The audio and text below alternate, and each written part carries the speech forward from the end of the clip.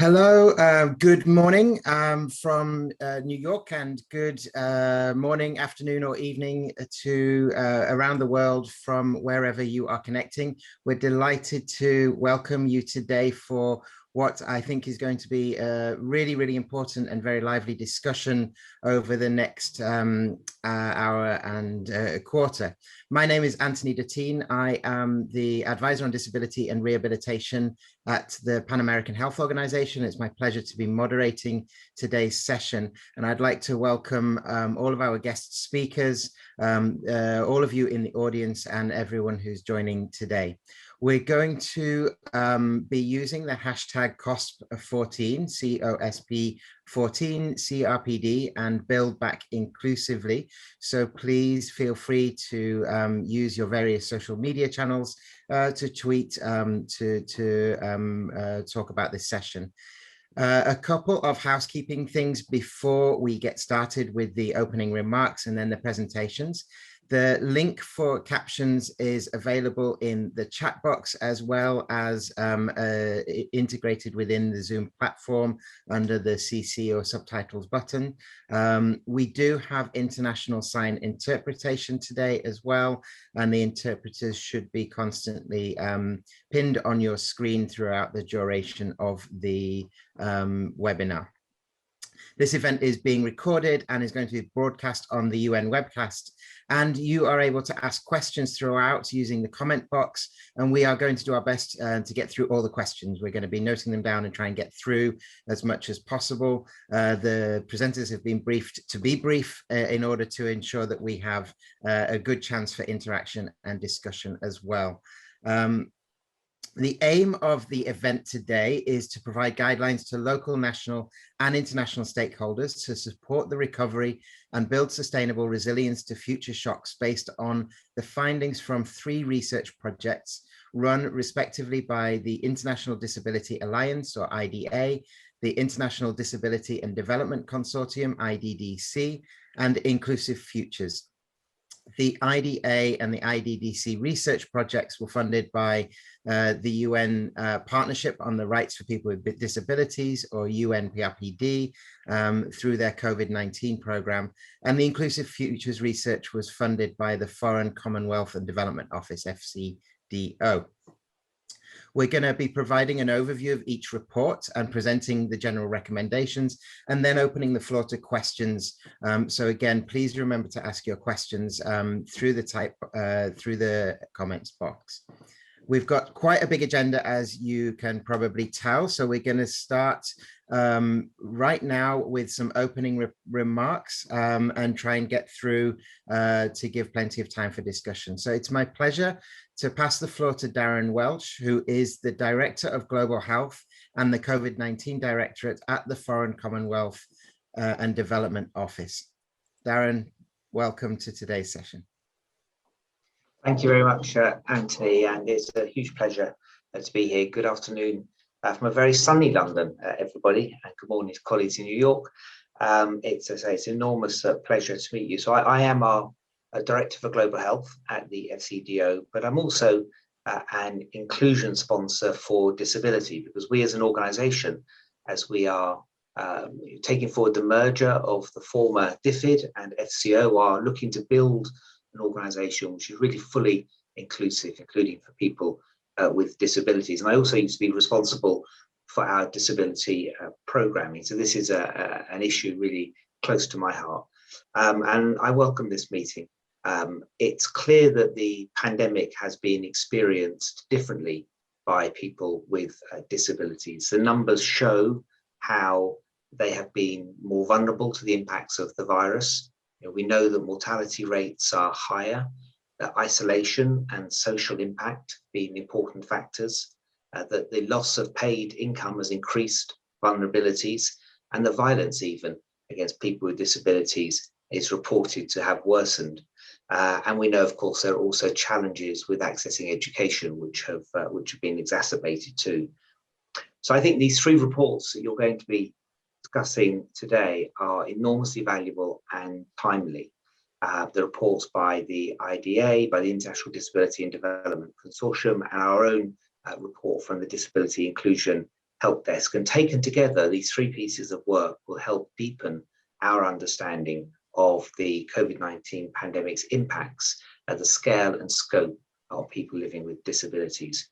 And this understanding then needs to be turned into action and inform the way in which we design programming that can transform the lives of people with disabilities. And it's so important as we try to achieve that objective of leaving no one behind and achieving the SDGs in a really inclusive way. So we want to continue to invest in this type of research, and we'll do what we can from the SCDO side. For our part, the UK government is committed to achieving an inclusive C19 response and recovery, and that means including, of course, people with disabilities. We've been one of the largest donors to the international C19 response. We've committed more than £1.3 billion, and we like to think that we are a global leader on disability too, having hosted the Global Disability Summit in 2018, taken forward an impressive, I think, set of programming on disability, and work closely, of course, in those efforts, particularly the summit with the government of Kenya and with the IDA. In terms of the C19 response, we've also been making sure that our programs, which are obviously many long-standing, are pivoted so that they can respond to the impact of the pandemic, including in a way that meets the needs of people with disabilities. And that includes, for example, in the area of social protection. We've also been supporting several Asian and African countries to develop disability-sensitive public health messaging. And in Nigeria alone, public health messages have reached at least 2.7 million people living with a disability. And local organisations for people with disabilities in the country have been working with the government to commit to inclusion and the prioritisation of people with disabilities as they roll out their vaccine programmes. And just a quick word on vaccines. You'll have seen the announcements that came out of the G7 Leaders Summit at Carbis Bay, and a big focus on health throughout the UK's G7, in fact. We are really committed to getting vaccines to the poorest, most marginalised and most vulnerable in the world. And you'll know that our Prime Minister announced that the UK will share 100 million doses in support of that by next year. And that was part of a bigger G7 commitment to share 1 billion doses to help vaccinate the world over the next year. More broadly, the global health pandemic has brought greater attention to the existing barriers to inclusive health systems for people with disabilities, and we need to address this urgently. As we look where we are in the pandemic, and we think about what's needed to prepare for future pandemics and build a more resilient global health architecture and systems, I'm very confident that we're going to see a big focus on strengthening health systems in country and significant investments in that area. And we've got a big opportunity as we do that to make sure those investments build health systems which are genuinely inclusive, including for people with disability. And we're lobbying hard for that as the UK on the international stage for meaningful reforms to achieve those stronger health systems and better global health architecture, including through the WHO and recently at the World Health Assembly. Now, you said you wanted brief interventions, so I'll wrap up. The UK is really committed to this agenda, as I said, and we're going to go even further over the next few years and build more inclusive global responses, including to reach those who are in crisis. We are shortly going to publish a new national disability strategy, which aims to ensure that disabled people in the UK and overseas are supported to play a full role in society. And our Prime Minister has been very ambitious about this. He wants this to be one of the most disability inclusive governments ever, he has said. And within the SCDO, we're responding to that challenge. We are working on a refresh of our own disability inclusion strategy. You can never stand still, you have to keep pushing forwards. And as we've now got this merger of the Foreign Commonwealth Office and DFID, we've got an opportunity to bring together in a more powerful offer on disability the combined efforts of our diplomats and our development experts. So we're looking again at our strategy. and seeing how we can do even more in the areas we're already committed to: education, economic development, humanitarian preparedness, social protection, but also expanding that out to my own area, global health. So as well as those thematic focus areas, we are going to look right across the organisation to review the depth and the breadth of our disability mainstreaming work, make sure we're getting the very biggest impact, and ensure that people with disabilities are supported.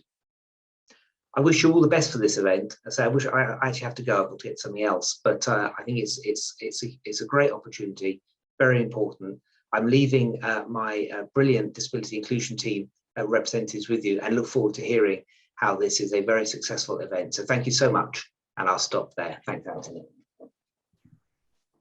Thank you very much, Darren, for those remarks and for joining us today. And I'm sure the team will feed back to you on the outcomes of the reports and next steps. And great to hear of the enormous work that you're doing at FCDO, and of course that important point about vaccines, which I know is going to be a theme that will come up across a number of the reports and the discussions today, being such an important topic as it is right now.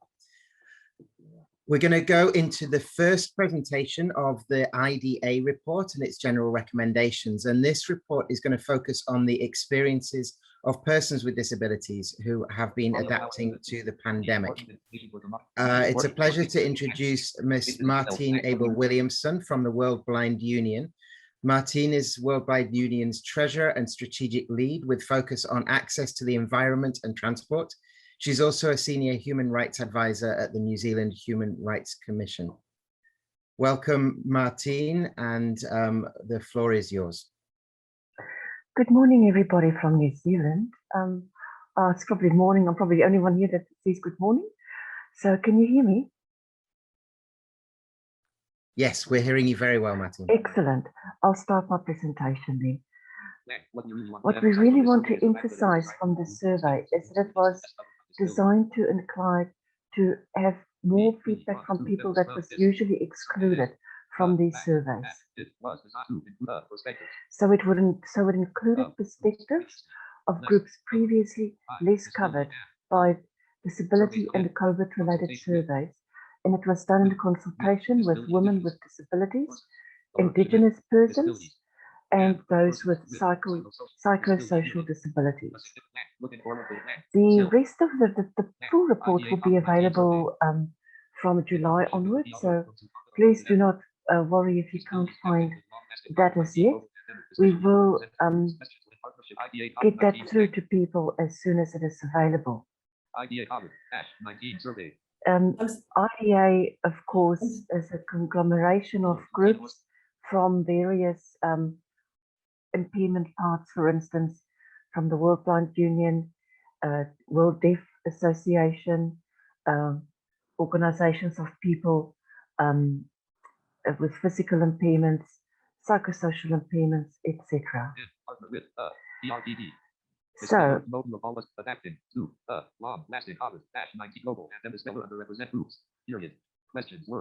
questions were developed by persons with disabilities, ourselves, and 3 consultations took place with women with disabilities, Indigenous persons, and persons with psychosocial disabilities. The survey received 558 responses.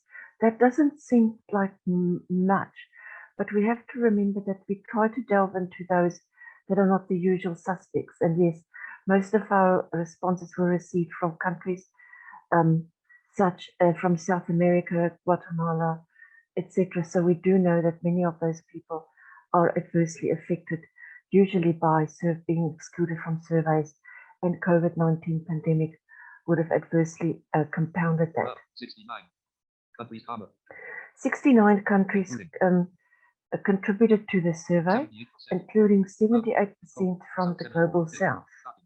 It documents the experiences from people who experience multiple and sexual forms of discrimination and were widely underrepresented in research so far during the pandemic COVID. Respondents of left there 25% 25% of our respondents said they lived in a crisis-affected context and identified as racial or identified racial minorities. name The three main learnings from this survey are, firstly, the socio-economic impact on persons with disabilities has been enormous, and even more so for underrepresented groups of persons with disabilities. For example, 47% said they lost all or most of their income during the pandemic period. Loss of income was even higher amongst people with intellectual disabilities. 62% parents with disabilities, 43% and 43% of those said that that's parents, said that their support services were negatively affected by the pandemic. Loss of support was higher amongst Indigenous or racial minority people, 50% and 47% of respondents with an intellectual disability said that their support was negatively affected by the pandemic. That is a huge learning, unfortunately. Secondly, the survey sheds light on a clear relationship between socio-economic impact and a mental health crisis hitting persons with disabilities. 82% of our respondents said they were more anxious and worried than before the pandemic, and almost half of respondents who sought support for anxiety and depression said that that wasn't always available. The survey highlights a strong correlation between increased anxiety and the breakdown of communication, social supports, peer network support breakdown due to social distancing. So social distancing was even worse experienced by disabled people. As we know, often disabled people were just told to stay home or out of the way. The third learning. The survey highlights to us the brutal impact of the digital divide as work or schooling gets shifted online. Many respondents said they face digital barriers with a negative impact on their jobs and education. So ironically, what we find is in developing countries or countries affected more adversely by Indigenous people and racial minorities, is the people were told, oh, you move online, but people were not always able to afford Wi-Fi connectivity or the equipment that could enable you to link online. So yes, those of us in developed countries could hop onto Zoom, have our Braille and other technology, and we were actually additionally advantaged.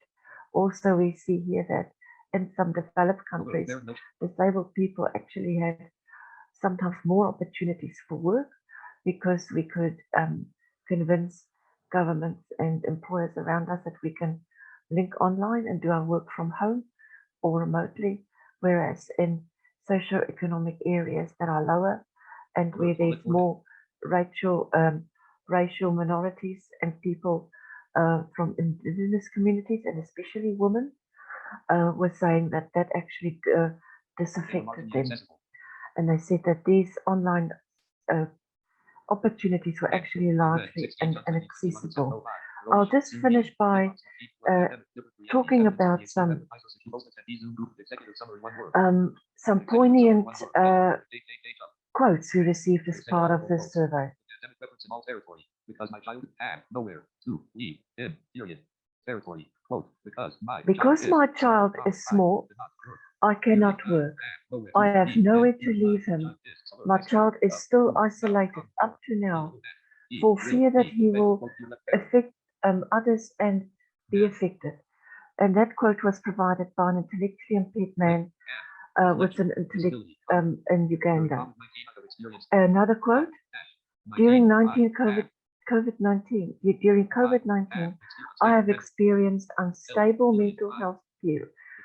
I became so anxious, and later when I went into very bad depression that necessitated me to seek medical attention, which was non-accessible. So I only depended on family and peer support. And that was an Indigenous parent, woman with a psychosocial disability from Uganda. So people, unfortunately, on that doer or negative note, I'll leave you. I don't want to present too long because there's other presentations following. As I said, the full presentation and with it, the results will be released. So thank you again for inviting us to present these preliminary findings with you. Thank you ever so much, Martine, for that overview.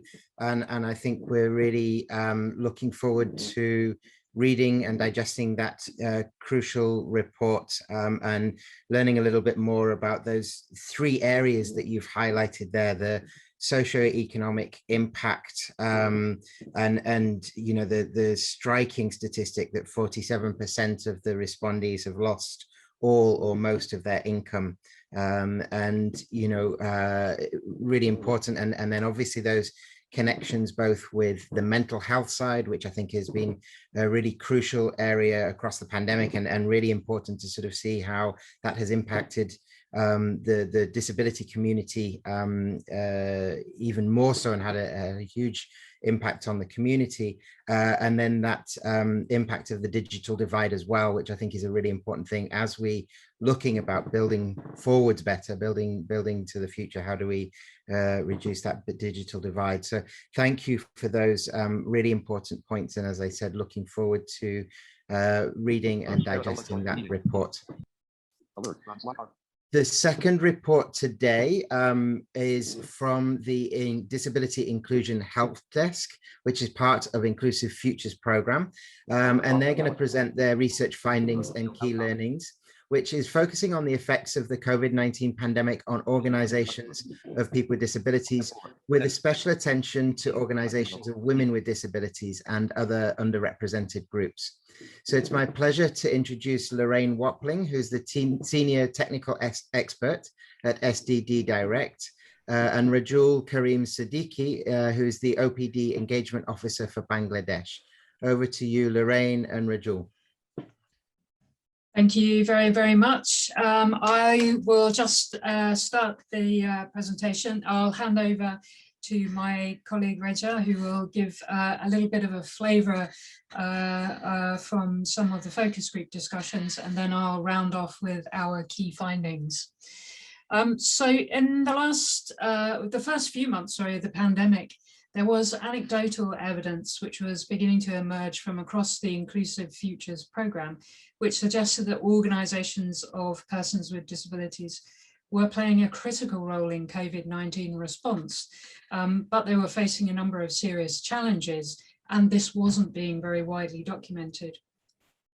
Certainly, far too often during previous and current crises, evidence on disability inclusion has been limited.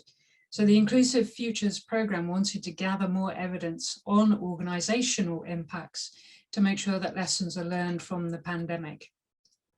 So as part of the UK's Disability Inclusion Help Desk, which is funded by the FCDO under the Inclusive Futures programme, and in collaboration with IDA and Sightsavers, we carried out a rapid assessment of the situation to start to address the critical evidence gaps. This was a key piece of qualitative research. We carried it out in 2 stages. We did an evidence review and assessment of the gaps, and then we researched directly with a select number of OPDs in 3 countries. That's Bangladesh, Nigeria, and Zimbabwe. And we focused on what happened to OPDs during the early phases of the pandemic. So throughout the whole process, we were overseen by an extremely active project reference group, which included other stakeholders such as Disability Rights Fund and the National Indigenous Disabled Women Association in Nepal. So in particular, we wanted to focus on the impact that the pandemic was having on OPDs, with a specific focus on women with disabilities and those of underrepresented groups. And in this case, we defined underrepresented as being people with disabilities who have less visibility, they're harder to reach, or they experience greater barriers to participating in civil society. That includes people with disabilities who have specific types of impairments, and also people with disabilities who have multiple intersecting identities. So the question we asked was, how has the COVID-19 pandemic affected organisations of persons with disabilities, including disabled women's organisations and organisations of underrepresented people with disabilities? But within that, we asked 3 sub-questions. So what's the capacity of OPDs to operate within this rapidly changing environment? What are the priorities and objectives of OPDs and how these were impacted by the changes to their operating environments? And then the opportunities for OPDs, anything at all that OPDs could take advantage of for the future. So the methods we chose were really designed to be as inclusive as possible and to focus obviously on those OPDs which are much less visible within the disability movement. So we used qualitative methods and a storyboarding and interview process which allowed OPDs to express and tell their own story of what happened during the pandemic. And then we have been triangulating that with some very, very interesting focus group discussions. So to hear more about those discussions, I'm just going to quickly hand over to my colleague, Reja. Hello, hi, Lauren. Thank you very much. Can you hear me? Okay, thank you so much. Hello, everyone. This is Reja Al-Karim Siddiqui, OPD Engagement Officer, International Disability Alliance. The critical role that organizations of persons with disabilities, OPDs, play in mainstreaming disability rights has been recognized by CRPD, particularly under Article 4.3. However, the pandemic has shown a new light on how necessary it is to not just speak of meaningful engagement and Article 4.3, but to actually operationalize it by investing the movement. From our experience of coordinating and conducting the focus group discussions, as Lawrence said, for the study, some of the gaps have been even more evident. As Lauren will mention later when she speaks on findings, OPDs were often the only link available to the people with disabilities for services during the pandemic.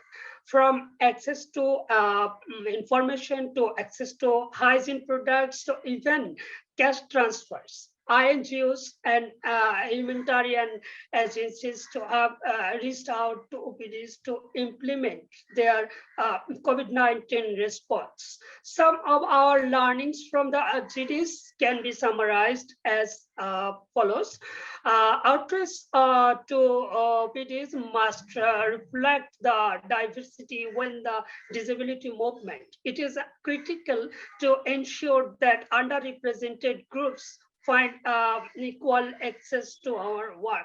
In the FGDs in all 3 countries, Bangladesh, Nigeria, and Zimbabwe, we proactively reached out to OPDs representing persons with intellectual disabilities, women and girls with disabilities, deaf persons, persons with deaf blindness, persons affected by leprosy, and indigenous people, among others.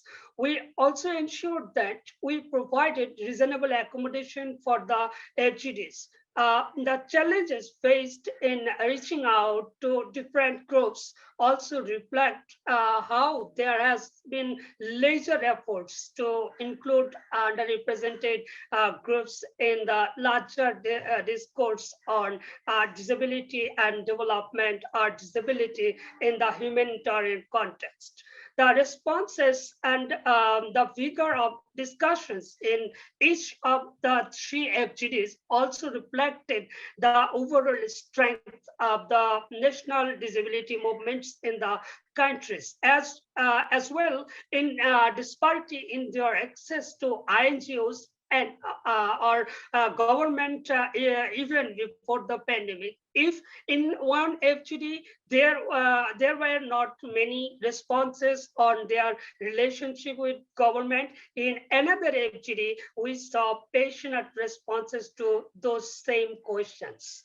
These responses also differed between urban and rural OPDs. The urban-rural divide was even more evident in the context of access to digital spaces, technologies. The FGDs revealed that not equal attention has been paid to digital divide, and the lack of adequate support systems essential for OPDs to operate and provide services.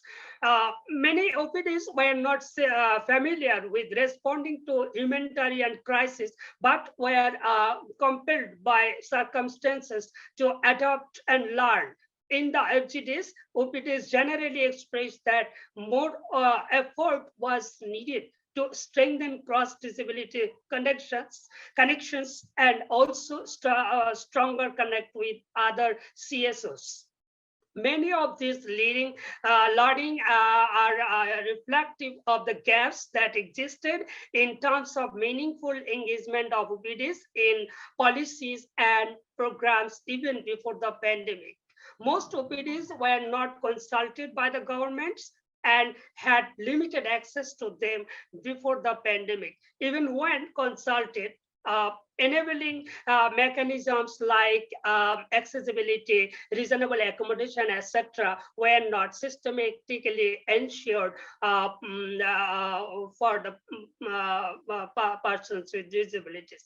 Underrepresented groups were often not included in the larger discourses even before the pandemic. The pandemic just exacerbated these barriers and revealed how these gaps were impacted, not just PDs, but their members. Another gap that we often see across the board is that even when consulted, there is not enough investment made to build the organizational capacities of the OPDs. Their engagement has been on a project-to-project basis more often than not, and sometimes their contributions are expected to be voluntarily. Let us remember that these gaps were not created by the pandemic. It merely revealed how devastating the impact of vulnerability of OPDs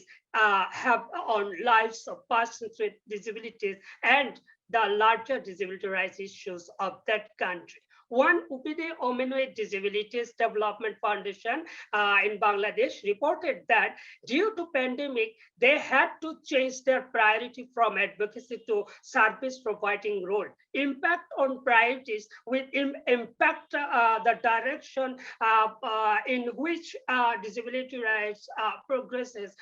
When OPDs are weakened, when their priorities shift, we do not just face to risk of a stagnation in disability mainstreaming, but in many cases, we risk losing ground on some of the progresses made after the CRPD. Investing in strengthening OPDs, particularly those representing underrepresented groups, creating an enabling mechanism required for meaningful participation must be at the core of our recovery. So thank you for listening me. Over to you, Lauren. Thank you all. Thanks very much. So finally, really, as we both noted, overall our research found that there were varied impacts on OPD operations, and many of them were negative but not new. So many of them had to pause or cancel activities and were put under extreme financial pressure by a loss or a reduction in funding, often at very short notice. Advocacy became difficult, especially as face-to-face contact was halted, and most activities, including with government, went online. Many weren't prepared for this or could not access the technology required. OPDs did eventually move their operations online, but many of those people that OPDs work with do not have access to internet or digital devices, and that meant they could not be reached for months at a time. Many OPDs changed their focus to be more direct service delivery focused, to plug gaps in services. They were producing accessible health, social and economic information, providing ad hoc mental health support. They were collecting data to support government programs to ensure that people were not being excluded. OPDs observed an increase in gender-based violence against women and girls with disabilities during lockdown and experienced challenges in reaching and helping survivors get the support they vitally needed. But there were also opportunities, for example, learning to use new technology, diversifying funding bases, becoming more engaged within the disability movement and with other rights movements, and developing new relationships with governments. So in our report, which we will also be publishing at some point in July, we discussed the enabling factors that we found that helped some OPDs to be more resilient than others, and how the pandemic affected the priorities and objectives of OPDs. And finally, we set out future considerations for a range of different actors to help ensure that we can learn lessons from the pandemic for future global crises and how we can build back more inclusively from the current one. Thanks very much.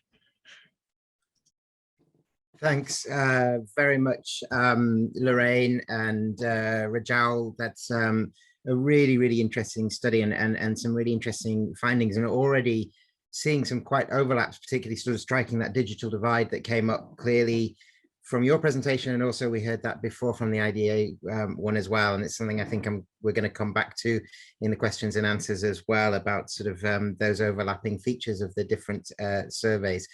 Please remember to put any questions you have in the comments, because I think we've already heard two fantastic presentations about two really, really interesting surveys looking at different respondents. The first being people with disabilities and the second being organizations. So please put those questions into the chat so we can have a good discussion afterwards. Thirdly, we're going to go on to IDDC's report and the recommendations. And the IDDC report focuses on the effects of COVID-19 pandemic and the related emergency measures implemented by authorities to curb its spread on civil society organizations, with a particular focus on projects and programs and the continuation of service provision for people with disabilities run by IDDC members and its partners in the Global South. It's my pleasure to introduce Dr. Amita Bhakta, who is the consultant and lead author of the report, and Mette Muller Christensen, who's the vice chair of IDDC. Amita is the lead author of the Adjust and Respond report on the experiences. She is a freelance consultant specialized in researching equity and inclusion issues in the Global South and has a PhD in water, sanitation and hygiene. And Mette Muller Christensen has been the vice chair of IDDC since 2018, and she's the international director of Disabled People's Organizations Denmark, which is the Danish Federation of Disability Organizations. Welcome to the floor, Amita and Mette. Thank you very much. I just can you see that? Yes, we're seeing that. I think you just need to put it in. Yeah, perfect. Thank you very much for inviting me to speak here today. My name is Amita, and I'm the lead author of the IDDC report, Adjust and Respond, which looked at the experience of organizations working with people with disabilities during the COVID-19 pandemic.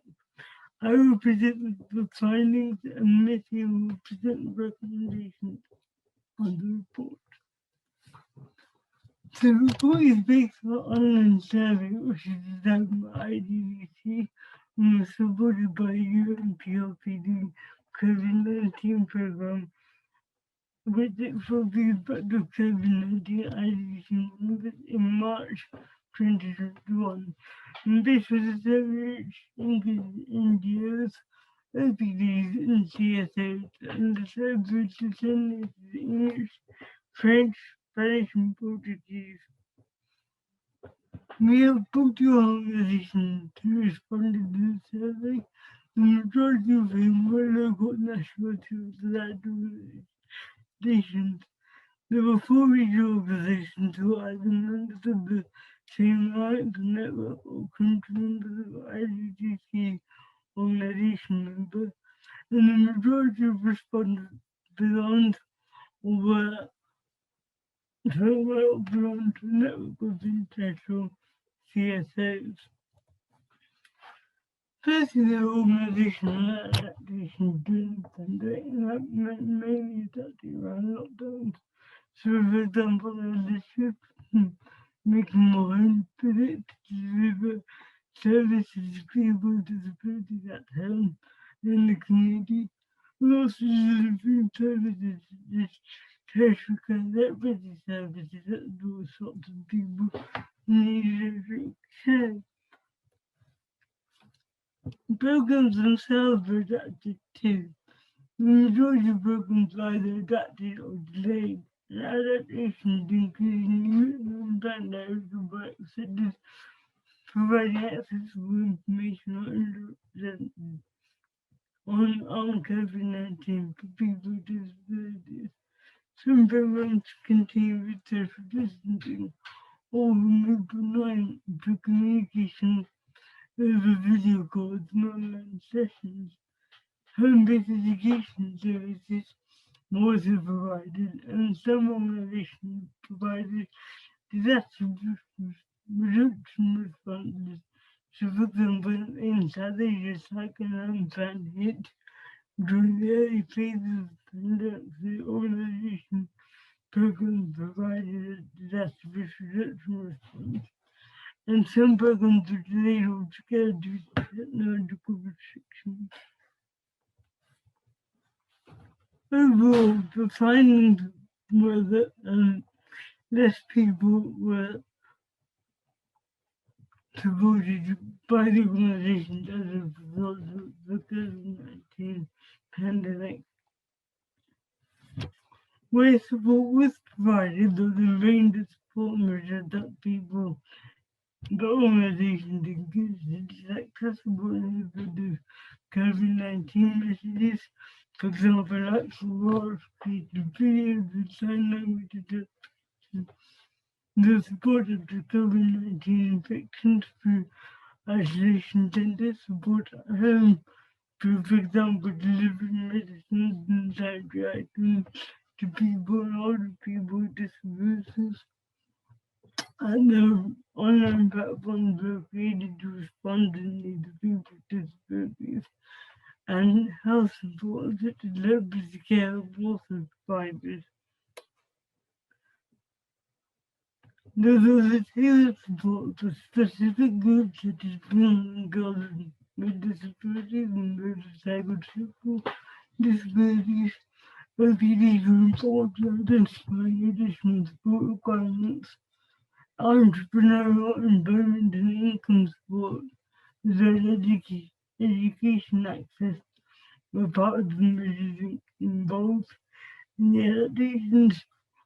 Also, dietary support for people with specific dietary needs, access to wash, and support to participate in elections. The majority of respondents felt that they were able to engage somewhat or fully with local authorities and national governments. And this included, for example, participation in national clusters or online meetings to coordinate the COVID-19 response, advocacy activities, ensuring social protection measures could be providing also adopting adaptive management strategies. There's some degree of engagement with the given organization, so the majority of respondents said that they were able to engage somewhat fully in their COVID-19 response to make them inclusive of people with disabilities, and this is at a global level through advocacy activities during the pandemic, in order to share information and to facilitate training. I'm now going to hand over to Mette to present recommendations of this report. Thanks, Mette. Yeah, no, thank you so much, Dr. Anita Bhakta, for your great presentation. I'll just jump in briefly on behalf of the IDDC board to present 7 key recommendations that we have concluded on the basis of this survey. So, and it's really interesting to hear from the other presentation, because fortunately there's a lot of overlap and leading to some of the same conclusions, which I think gives us a clear picture of what we need to do. But we have these 7 recommendations to national, regional, and local authorities and international organizations on the basis of the survey. And the first one is to ensure that COVID-19 vaccinations are available. And we heard from the first speaker about the G7 commitments, and I think the question is whether it is sufficient, because there really is a great need for access to vaccination. The second one is to provide accessible information. This is really key. Persons with disabilities have in many cases been unable to access vital information about COVID-19 on an equal basis with others, and this is simply a prerequisite. The third one is to engage meaningfully with civil society at all levels. Just really a basic and very important recommendation as well. And then the fourth recommendation is to guarantee participation, meaningful involvement, and leadership of people with disabilities and their representative organizations at every stage. This is both in planning and decision-making processes, in COVID-19 responses, including recovery. And then the fifth one is to use the opportunity to evaluate the implementation of COVID-19 responses. I think often in these cases, then once the responses has been done, we are moving on to the next crisis. But it's a clear recommendation to actually evaluate the implementation, the shortcomings and successes in terms of inclusion, in order to set guidelines for future emergency action plans. The sixth recommendation is to allocate adequate financial and human resources to ensure that persons with disabilities are not left behind in COVID-19 recovery process and beyond. And then the seventh one, and I don't think I have been attended a side event or global event plenary sessions without data being mentioned. It is really key to support and carry out global, regional, national data collection, have capacity building and disaggregation of data by disability in all relevant sectors. In summarizing, I want to say that it is impressive to see the adjustments made from civil society organizations to mitigate COVID-19 consequences. But the report also provides strong and clear recommendations for emergencies, and we must build back inclusively. Thank you very much, and thank you, Dr. Anita Bhakta, as well. Thanks very much, Amita and Mette. Really valuable to see those findings and have those really clear recommendations that have come out and put up there. Really, again, interesting to see some of those overlaps and the findings, and useful to sort of see, as I noted down, that impact on engagement, that shifting to new unplanned areas as well, which we heard, of course, with this presentation before, where Rajal was talking about that as well, about this sort of sudden shift to unplanned areas of work and having to adapt very rapidly to that. So again, hearing about those connections. And we do really want to encourage some questions from the floor. In the meantime, while we're waiting for you to formulate and think about your questions, and please type them into the chat or let us know if you have a question you'd like to ask. There's two things that strike me, and the first I'd like to sort of focus in a little bit more about those overlaps and areas that, having heard the two other presenters and the reports from the two other reports, were there areas that struck you as being very clearly overlapping between the reports, and how do we then sort of move forwards on that these are the similar experiences that are being found by individuals with disabilities, organizations of people with disabilities, and IDDC member organizations who are working on disability related issues. So I'm going to first ask and go back to Martine to ask you, and then Lorraine and Rajal and Amita and Meta. Thank you very much for this opportunity. I think one of the results that we haven't delved into that is really important here is that many people with disabilities did say that there was a breakdown of communication between what they need and receiving services from disability-related agencies around them.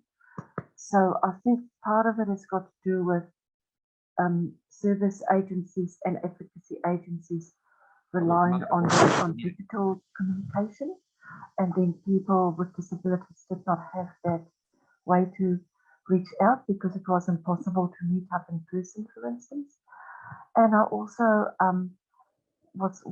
so I think there is a link there between a loss of connection, unfortunately, thinking the digital divide between what do OPDs and service agencies have available to link successfully with people with disabilities. And I also think we need to ask ourselves, working with organizations for people with disabilities, are we liaising with those hard to reach peoples, especially those of racial and ethnic minorities and from indigenous areas?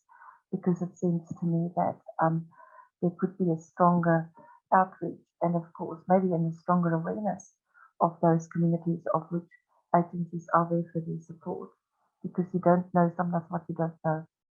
Thank you.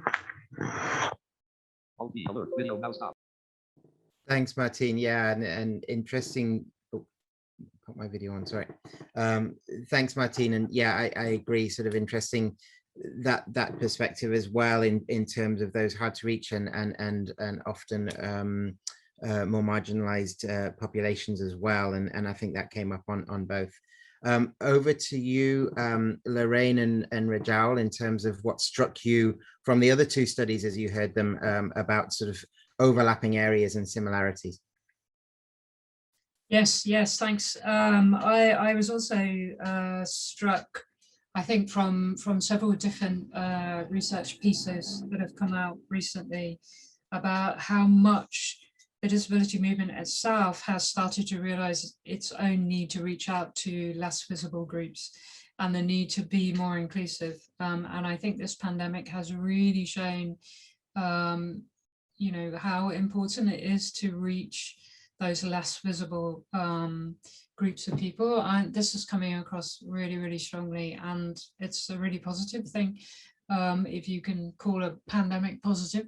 But I think that's been really important. And also, I think the second thing that has struck me is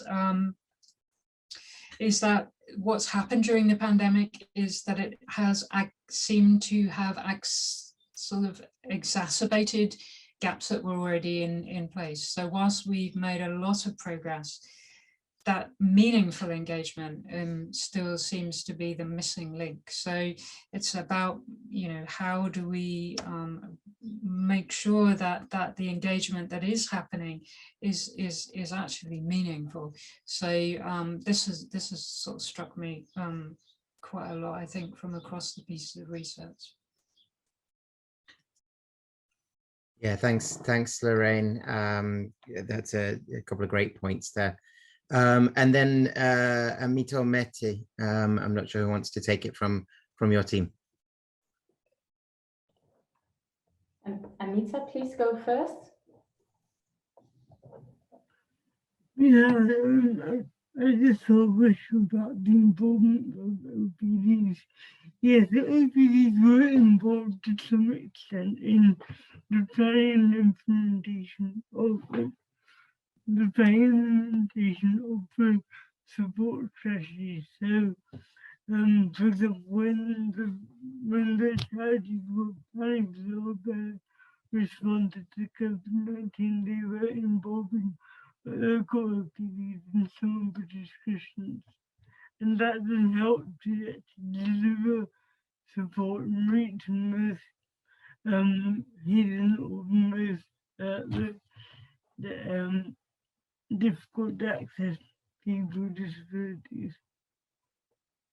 And certainly overall, with our take on around digital access, there was some degree of action around providing tablets and online services through rehabilitation, and that was a combination of working through the charities and with the OPDs as well.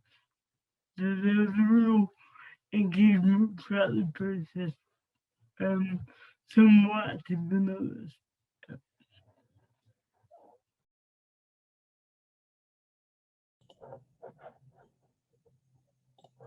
Yeah, and if I can take the word, Anthony? Yeah. Yeah, please go ahead.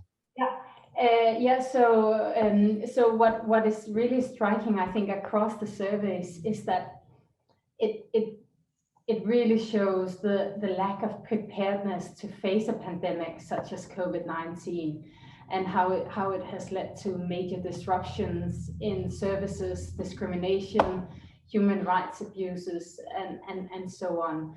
And so I think the pandemic has really highlighted the need for disability inclusive disaster risk reduction, which I think has also been said across the surveys. And if I can just, I saw a question in the chat box to IDDC in terms of how the work has been with OPDs in the Global South. And I can say, as an IDDC member and being a national OPD in Denmark, and from our experience working with our partners, our sister organizations in the Global South, one really important task that we had, a role that we played, was actually to disseminate information from both WHO, from UN agencies, and from IDA. And you could think that it should just be a natural flow, but it wasn't necessarily. And then having close partnerships with OPDs in selected countries, we really worked a lot to disseminate information from health authorities and also accessible information. And the second, I think, important feedback that we have gotten from our partners has also been the possibility of having flexible funds to adjust and to spend money then on improving your internet connection, and also having technological devices so that you can have better communication. And I think this is really something that partnership and cooperation in the future that we have, across the world, really learn to be more more digital in our virtual cooperation. Thank you. Thanks, Mette. Thanks for taking that question on as well about that link with IDDC. I inadvertently skipped Rajaul. I apologize for that, Rajaul. I didn't know whether you had another point to make on what struck you overlapping between the studies, but please go ahead. Okay, thank you so much. I just wanted to flag one issue that I found. I found a very negative. I found a very negative culture that both in public sector, private sector, or in community level, everywhere, people do not want to recognize the diversity. People who belong to which community he, she, or they want to prioritize himself, herself, themselves, but everyone for their self-protection should have respect for the diversity, they should recognize the diversity. And if we can think about this cultural shift, how we can culturally change ourselves, because this is related to human rights, and human rights is related to the productivity, and productivity is related to the dignity. So ultimate goal is to achieve a life with due dignity and all. So and my findings is that we should take any steps so that this cultural change happen and everyone of this world enjoy their right equally with due dignity. So that was my findings I wanted to thank you. Thanks, Rajaul. That's a really important point, that cultural shift perspective, and I think hugely important. And I guess sort of connected to that, there's a couple of questions that have come in from Emily and Jesse, which then talking about this sort of shift to more tech solutions, and that how they're not probably going to disappear. This is something that we're now going to be is here to stay. And Emily asks, how do we ensure people don't further slip through the cracks as we shift to new ways of working and as these new tech solutions? And we heard from the one study that there was a real divide with urban and rural. So how do we make sure that we aren't making sure that that divide is widening? And similarly from Jesse, how do we make sure that there's not a pivot away from the poorest people with disabilities as we're moving and are likely to keep moving to digital technology? So I don't know if anyone on the panel wants to reflect on that, have a think about that, and have any thoughts about that digital shift. Lorraine, I see you volunteered to answer that. Yeah, I wanted particularly to respond to Jess's comment a little bit in terms of not wanting to pivot away from the poorest. One of the things we found in our research was that in the immediate crisis phase, when the face-to-face restrictions were put in place, a lot of grassroots community advocacy type groups, OPDs that were used to working face-to-face with people, obviously they had to stop. But as long as they can remain functional, in other words, as long as there are funders who are flexible enough in wanting to be able to support them, then as soon as restrictions lift, and this has been the case, that as soon as restrictions lift, then these kind of community-based and community-level OPDs just get back out there, and they continue to provide their services. So many of the OPDs that we were talking to were saying, you know, they had to pause a lot of that work, couldn't really go online, and obviously during that phase it was very, very difficult. But as soon as they were given permission, and many of them, you know, sought very particular permission to be able to get back out there. So I don't I'm not so worried necessarily that they will be left behind completely, because I know that there are groups working at that level who will continue to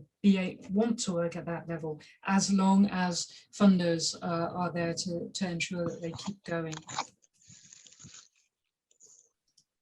Thanks, Lorraine. That's encouraging, and I hope we can be here in a year's time and sort of saying that's actually been the reality as well, and it'll be important to sort of make sure that we keep a check on that and make sure that people don't fall through the cracks or get further left behind. So a good point to note for 1 year from now when we're back discussing again. Any other panelists want to talk about that digital piece? Otherwise, I'll move on to a related question from Nico. Yeah, Okay. sorry. I do. We also picked up on the need to provide digital services for telehealth.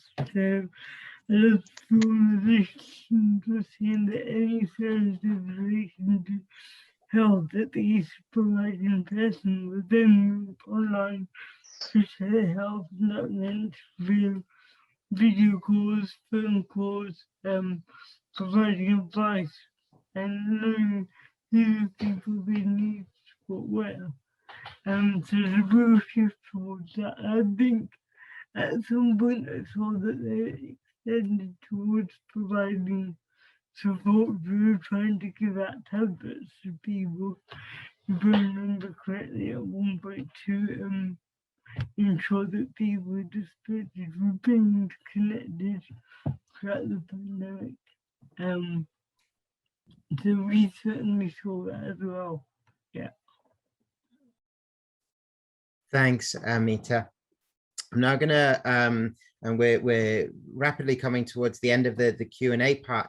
And so I'm going to add a secondary question onto Nico's question. Nico's question is, how do we ensure adaptive and creative responses can be made and sustained in building back inclusively and future disasters? And Nico points out the digital divide, which we've come to as well.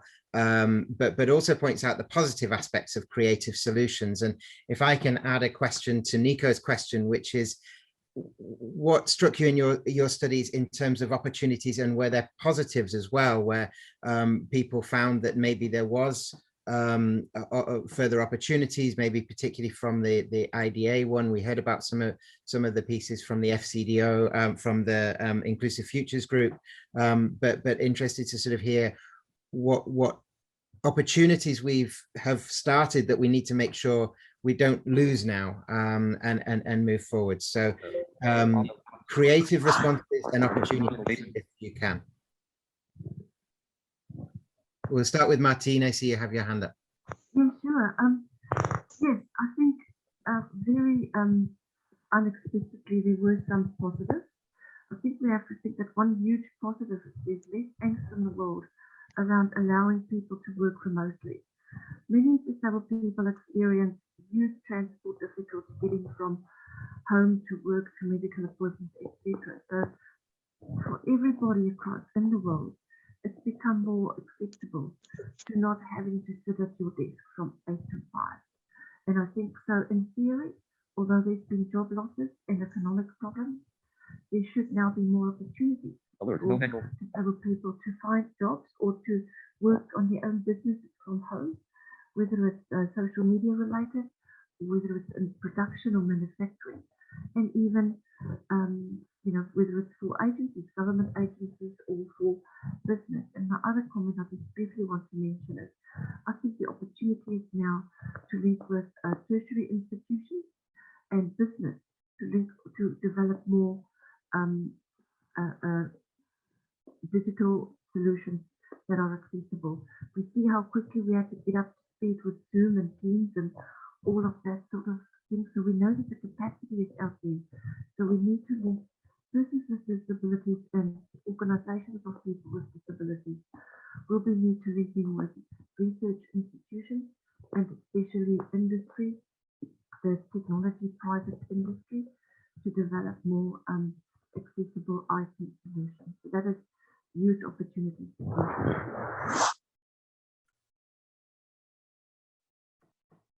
Thanks for that, Martin. That's a really good point, an encouraging point, and a great one about how maybe, yeah, that remote working has been one opportunity.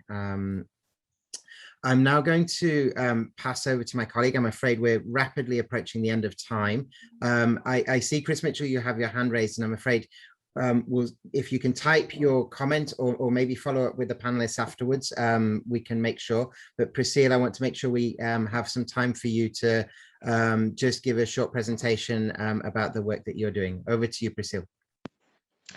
Thank you very much, everyone, and thanks for the panelists for their contribution, and to FCDO and PRPD for the support to those reports. I think they're really important. As we close this event, I wanted to share a few thoughts and reflections, and actually I'm quite filled with contradictory feelings, because what we heard today is both alarming, but also gives us reasons to hope. So we heard about the disproportionate impact of COVID on persons with disabilities, not only the direct consequences of the pandemic, but the long-lasting socioeconomic impact that were flagged by the IDA survey, which has a lot of consequences on many human rights, including the right to education, employment, that were already not fully ensured before the pandemic, but are even more at risk today. So people with disabilities are the first to lose their jobs, their access to education, their support services, and this is even stronger among underrepresented and most marginalized groups. We also heard from the second study that as people with disabilities are hit, their representative organizations, OPDs, are also hit. And as their members are affected, the funding is affected, the capacity to access and influence governments is reduced. And so this is posing a lot of constraints on how OPDs operate. And because responses are not inclusive, OPDs are pushed into urgent service delivery and filling the gaps, and that should not be a sustainable model. At the same time, I think we heard about many positive practices that have saved lives, supported more inclusive responses, and meaningfully engaged with persons with disabilities through successful partnerships, flexible funding between and collaborations between development partners and OPDs. Thanks, Meta, for flagging this. And we also heard about resilience. We heard about adaptations, new solidarities, new forms of peer support that were created, maybe not immediately, but taking advantages in these adverse times to develop new connections. So as everyone now speaks of rebuilding back better and more inclusively, we know that there's a continuous threat of reduced civic liberties and austerity measures. But we also have, I think, a unique opportunity to engage and influence to rebuild societies where persons with disabilities are not just fit in, but really belong. We heard that the digital divide is disconcerting, but at the same time, I think we also see that the current situation is accelerating the demand for accessible options. We also saw that OPDs who are engaged in responding to the crisis are now maybe a little bit more equipped and want to continue shaping emergency responses, not filling the gaps, but co-producing tomorrow's responses and policies. So I think if we want to really be serious and take the opportunity of diversity with integrity, rebuilding is going to require attention and efforts. And I would maybe focus on three things. We heard that was a nice reminder from Reja that persons with disabilities want to survive COVID-19 first and foremost and live with dignity. So as IDA, we have launched a campaign on prioritizing access to vaccination for persons with disabilities, because if they are not the first, they are most likely to be the last in accessing the vaccine. And this should also be accompanied by serious consideration for disability inclusive social protection measures as we rebuild. My second point is about influence. We want to rebuild and ensure that OPDs are fully involved in shaping the policies and programs of tomorrow. And in relation to this,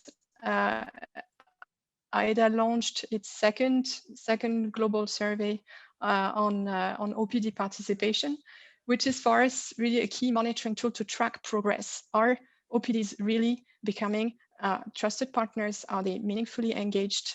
And do we have evidence to learn from what's not working, to keep improving?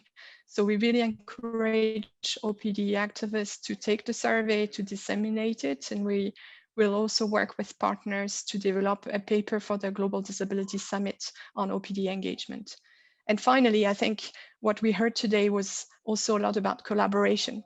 I think COVID-19 puts development cooperation to the test. There are lots of cuts, funding cuts, budget cuts, but I think we can achieve more by ensuring that we are coordinated, that our programming is inclusive.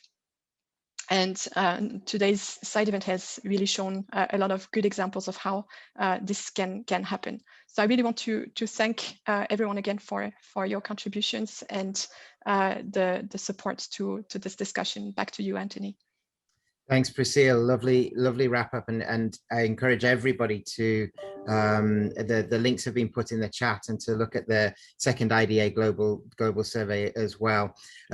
Chris's point was about, can there be a better future for the disabilities community worldwide? And that third point of yours, Priscilla, I think really struck home on that yes, I think there can be, but we need coordination in order to do that. And I think that was a key point that you've raised there.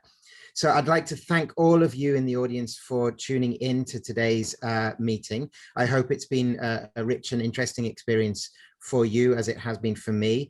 Thanks to the interpreters and the captioners today.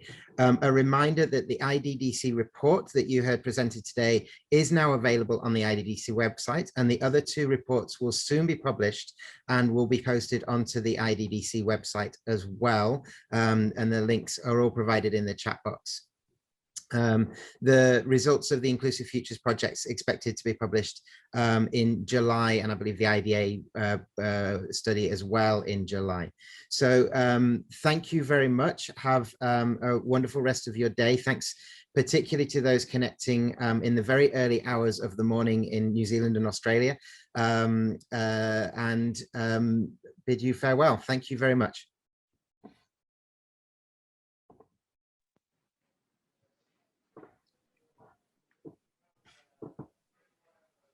Thank you very much, Anthony. Thanks, Priscilla. Thank you. Thanks, Angelique, for all your facilitation.